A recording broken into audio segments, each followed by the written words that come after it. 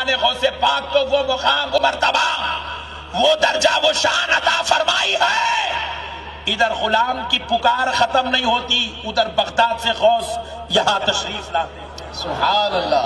हर हाल गौसे पाक गुलामों की मदद फरमाते हैं, हर हाल मदद फरमाते हैं। बेशक अल्लाह ने गौसे पाक को उस जमाने का गौस नहीं बनाया, अल्लाह ने गौसे पाक को सुबह क़यामत तक के लिए गौस बनाया। सुबह क़यामत तक के लिए गौसियत का मर्तबा अल्लाह ने सरकार गौसे पाक को अता किया है। प्यारे बुजुर्ग और दोस्तों, देखो गौसे पाक की फातिहा करने से क्या फायदा होता है और हम क्यों करते हैं। एक बुढ़िया अपनी बहू को लेकर रोते हुए मैदान से गुजर रही थी और उस वक्त सरकार गौसे पाक रजी अल्लाह तआला अन्हु की उम्र शरीफ पर मुश्किल 7 साल थी। कितने साल? 7। जरा जोर से बोले। 7 साल। सिर्फ 7 साल थी। सरकार गौसे पाक रजी अल्लाह तआला अन्हु ने मैदान में आप खेल रहे थे तो आपने उस गुड़िया को देखा जो रोते हुए जा रही है, ज़ारो कतार रो रही है।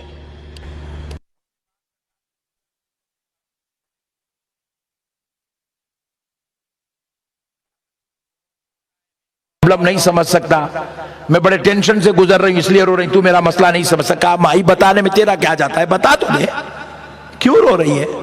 कहा बच्चे तू बहुत छोटा है, तू नहीं समझ सकता, मेरी मसला कुछ और है, तू नहीं समझ सकता। कहा माई बता दे। बहुत इसरार किए तो कहा भाई छोटा बच्चा है, पूछ रहा है, बताने में क्या जाता है। तो कहने लगी देख बेटा, ये जो औरत मेरे साथ है ये मेरी बहू है और इस खातून की मेरे बेटे के साथ शादी हुए लगभग 10 साल के करीब हो गया है और अभी तक इसकी गोद नहीं भरी, मेरे आंगन में कोई पोतरा नहीं है, मेरे बेटे को कोई औलाद नहीं हुई है। मैंने इसके कई जगह इलाज कराए। आज फुला बुजुर्ग की बारगाह में गई थी जो इस जमाने के बहुत बड़े दर्जे के वली माने जाते हैं, उनके दरबार गई थी। उस बुजुर्ग को अपने बहू के मुताल्लिक अर्ज किया तो उन्होंने मुराक़बा करके, वो अल्लाह के महबूब वली हैं, मुराक़बा किया, लौहे महफूज पढ़ा और पढ़कर बताया कि मेरे बेटे के मुकद्दर में अब कोई औलाद नहीं है, मेरी बहू कभी मां नहीं बन सकती, मेरे आंगन में कभी कोई मेरा पोतरा नहीं खेल सकता। इसीलिए बेटा रो रही हूं कि अब मेरी नस्ल यहां पर खत्म हो चुकी है, अब मेरी औलाद का सिलसिला आगे नहीं बढ़ेगा। जो हजरत आदम से चला था वो मेरे बेटे पर रुक गया है, मेरी नस्ल यहीं खत्म हो जाएगी, अब मेरे हसब नसब खानदान कबीला आगे नहीं बढ़ेगा, इसलिए रो रही है। गौसे पाक सरकार ने कहा माई इतना ही। मुंबई वालों समझे कि नहीं समझे भाई, ये है गौसे पाक। बोले माई इतना ही। बोले बेटे तू इतना है, तेको बात इतनी च दिख रही। अल्लाह। बोले बेटे इतना ही दिखा दे। बोले बेटे मेरी नस्ल खत्म हो गई, मेरी औलाद नहीं आएगी, मैं बगैर दादी बने के दुनिया से जाऊंगी, मेरे बेटे के ऊपर वो जो आदम अलैहिस्सलाम से सिलसिले हसब नसब चल रहा है वो खत्म हो जाएगा। और तुझे बात इतनी लग रही है, एक बेटा है उसको औलाद नहीं है, मेरा खानदान खत्म हो गया। बोले माई परेशान मत हो, इतना टेंशन मत ले, परेशान ना हो। माई जा, वाह, खुश होकर जा, तेरा रब तुझे 11 पोतरे अता करेगा। अल्लाहू अकबर, या रसूल अल्लाह, गौसे आज़म जिंदाबाद, करामते गौसे आज़म जिंदाबाद, अज़मते गौसे आज़म जिंदाबाद, उलमाए अहले सुन्नत जिंदाबाद। और बुढ़िया मुस्कुराना शुरू कर दी, है ना। आप भी मुस्कुराते हैं जब आपका छोटा बेटा कोई अच्छी बात बोल दे, बोले अब्बा इतना है पट्टा, बाता मत कर रहा रे, बोले बड़े बड़े बातें कर रहा, आप भी मुस्कुराने लग जाते हैं। तो वो बुढ़िया भी सोची कि भाई छोटा बच्चा है, इतनी बड़ी बात बोल दिया, मुस्कुराने लगी। अरे इसको बंद कर दो भाई, नया टेंशन यार हो, ऐसो टेंशन आई बहुत है। तो प्यारे बुजुर्गों और दोस्तों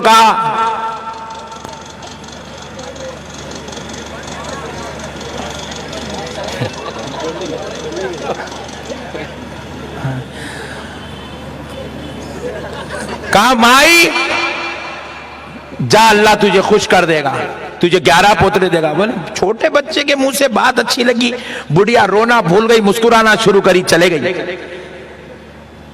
उसको नहीं मालूम ये गौसे पाक है,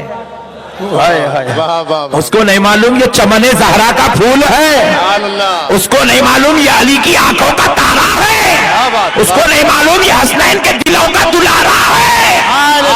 सोची के बस बच्चा बोल दिया, चले गई।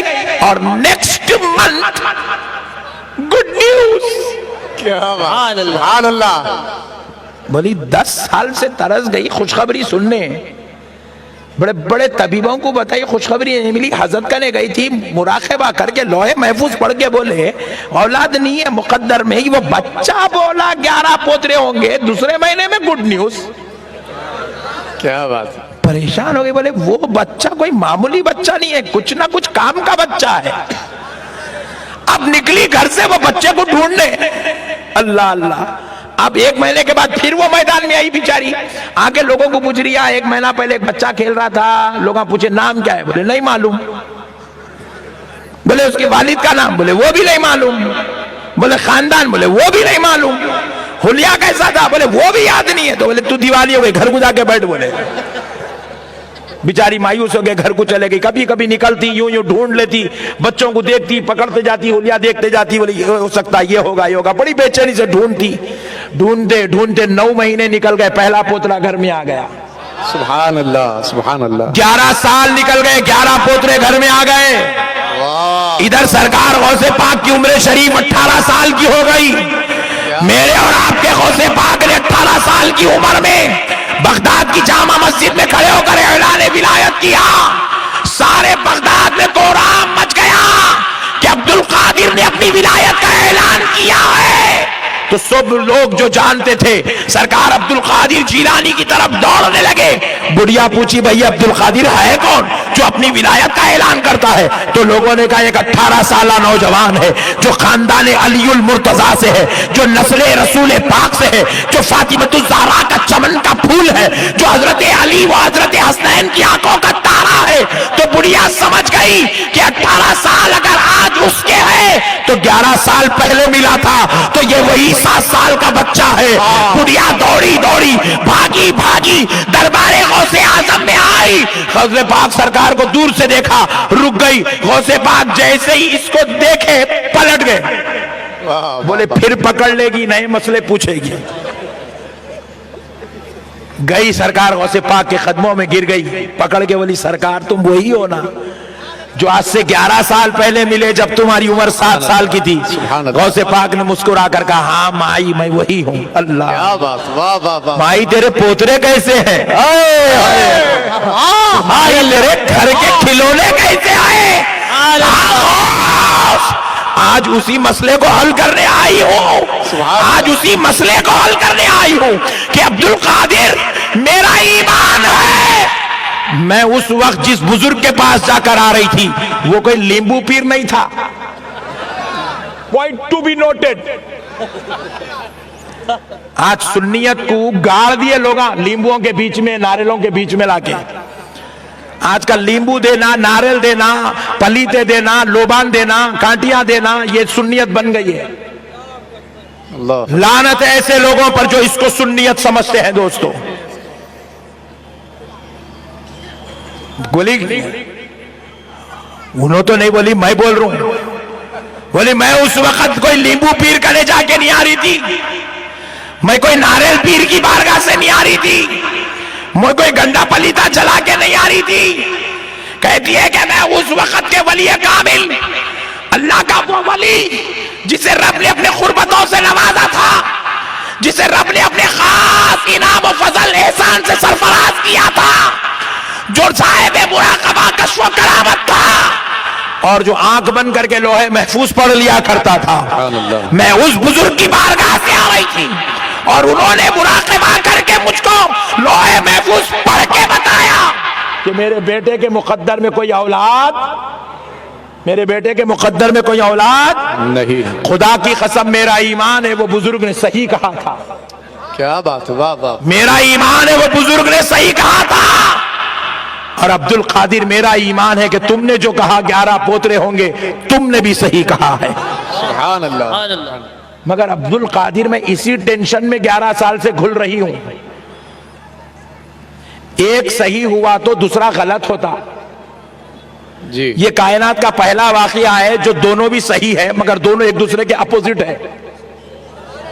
ये कैसे हुआ? जब उन्होंने कहा कि औलाद नहीं है तो हक है, और तुमने कहा 11 पोते होंगे, ये भी हक है। औलाद का नहीं होना भी हक और औलाद का होना भी हक, ये कैसे हो सकता है? तो कहा माई सुन, हाय हाय हाय, अब करोगे तुम 11वीं। तुम जानते नहीं गौसे पाक कौन हो, इसीलिए जो है इन्हें आजकल इतने खतरनाक आइटम आ गए मार्केट में। मेरा मुर्शिद मेरा मुर्शिद मेरा मुर्शिद मेरा मुर्शिद मेरा मुर्शिद। अरे काहे का मुर्शिद रे दीवाने। याद रखो, कोई आदमी भी उस वक्त तक पीर नहीं बन सकता जब तक उस पर पीराने पीर की नजर नहीं होती है। वाह वाह वाह वाह। पीर बनने के लिए पीराने पीर का दर का गुलाम बनना। सुभान अल्लाह, सुभान अरे जिस पीर को पीराने पीर ने पीर बनाया तो पीर का चर्चा इतना हो तो फिर पीराने पीर का चर्चा कितना होना। सही बोल रहा हूँ गलत बोल रहा हूँ? हक। अरे थोड़े लोग इंच बोल रहे क्या जी भाई? सुभान सही बोल रहा हूँ। हर मुरीद को चाहिए अपने पीर को अगर दिन में 10 मरतबा याद करा तो पीराने पीर को 14 मरतबा याद कर, क्योंकि तेरे पीर की नैया मेरे गौस के हाथ में बैठी हुई है। हक है, हक है। तेरे पीर की नैया मेरे गौस के हाथ में है। मेरा गौस जिसे चाहता है उसे उठा देता है, जिसे चाहता है उसे डुबा भी देता है। बेशक बेशक। नहीं समझे हम गौसे पाक को? प्यारे बुजुर्गों और दोस्तों, गौसे पाक कहने लगे माई सुन, तू जो कह रही है बिल्कुल खुदा की कसम दोनों भी हक पर हैं। वाह। बोले गौस ये कैसे हो गया? कहा माई वो बुजुर्ग ने मुराकबा किया तो लोहे महफूज पढ़ा, पढ़कर कहा जो लोहे महफूज में देखा वो तुझको सुना दिया कि तेरे बेटे के मुकद्दर में कोई औलाद नहीं है। और खुदा की कसम माई उस वक्त तक तेरे बेटे के मुकद्दर में कोई औलाद लिखी हुई नहीं थी। जो उन्होंने देखा वो उन्होंने तुझे सुना दिया। मगर माई सुन, जब मैंने तुझे रोता हुआ देखा, परेशान हाल देखा, मुसीबत ज़दा देखा तो मुझे रहा ना गया, तो मैंने अपनी जुबान हला के कह दिया कि 11 पोते होंगे। इधर जुबान हल गई, उधर मौला ने कह दिया फरिश्तों इसके बेटे के मुकद्दर में लिख दो, लिख दो। मेरे अब्दुल कादिर ने कहा है तो इसके घर 11 पोते होकर ही रहेंगे। अल्लाहू अकबर, या रसूल अल्लाह, या अली, या अली, जिंदाबाद, सिलसिला कादरिया जिंदाबाद, सिलसिला कादरिया जिंदाबाद, उलमाए अहले सुन्नत जिंदाबाद। सुभान अल्लाह, सुभान अल्लाह। इसीलिए 11वीं करते हैं। गौसे पाक घर में आते ना तो देखते बास दुखियारे हैं, बास दर्द भरे हैं, दिलों के टूटे हुए हैं। गौसे पाक की रूह मुबारक कहती है अल्लाह ये मेरा चाहने वाला है, वाह ये वाह। मेरी 11वीं करता है मौला, सुभान अल्लाह। मेरे नाना की मिलाद करता है मौला, मेरे नाना मेरे आबा व अजदाद की मुहर्रम की फातिहा करता है मौला। मौला मैं सब कुछ तो बर्दाश्त कर सकता हूं मगर अपने दीवाने को टूटे हुए दिल के साथ बर्दाश्त नहीं कर सकता। क्या बात है, वाह। मौला मैं अपने आशिक को दर्द भरे दिल से नहीं देख सकता। मौला आज 11वीं की फातिहा में मैं आ गया, मेरे जाने से पहले इसके मसले हल कर दे मौला, सुभान अल्लाह। इसके मसले हल कर दे मौला। खुदा की कसम गौसे पाक जिस घर में तशरीफ लाते हैं वो घर वालों के मसले हल हो जाते हैं, सुभान अल्लाह, सुभान उनके अल्लाह। मसाइल हल हो जाते हैं। आज हम क्या कर रहे हैं मेरे भाई, हमारे को मसले आए तो नींबू पीर गाने जा रहे हैं। किस गाने जा रहे हैं? और वो पट्टा इतना खतरनाक। एक अच्छी बात है, सुनाऊं? नहीं तुम नको बोले भी तो सुना, तो मैं चुप पूछा।